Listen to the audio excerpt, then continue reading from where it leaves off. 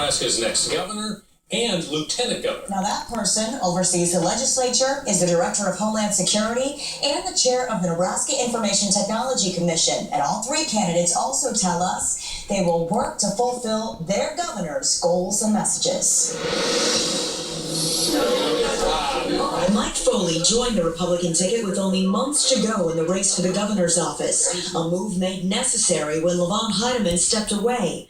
Foley says experience matters, and as a former state senator and current state auditor, he's got it. I haven't been a shrinking violet in that position as state auditor. I've been very aggressive. I've uprooted and shown many inefficiencies, millions of dollars of waste. And if we can get our arms around those problems and drive down the cost of government, we can do a great job for the people of Nebraska. Foley says his top priority is to continue his focus on HHS, corrections, the Department of Labor, to stomp out problems and lessen the burden on taxpayers. As you know, we've never had an auditor who's moved up to the position of lieutenant governor or governor.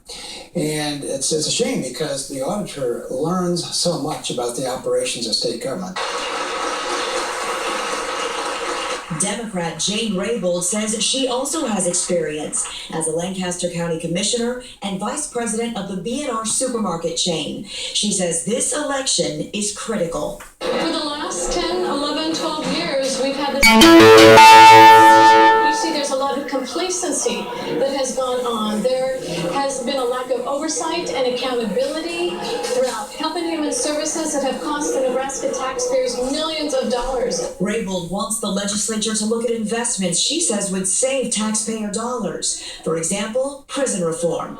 We need to make sure that they have access to mental health treatment, that they have access to drug treatment, that they have access to job training and skill building so that when they are released, they get the adequate support. Libertarian Scott Zimmerman also says it's time for change. He thinks Nebraska voters agree. At this point, we've seen so much of the same. I do believe that the voters here in the state are ready for something different. They're tired of the same old rhetoric. They're tired of the same old empty promises. It's an opportunity now for them to step up and to cast a vote that really matters, to vote their conscience and to make a statement.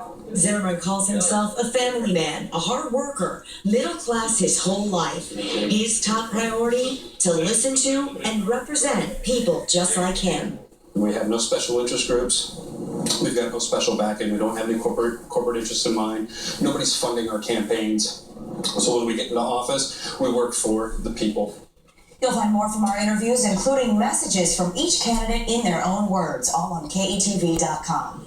Well, some local students get a break from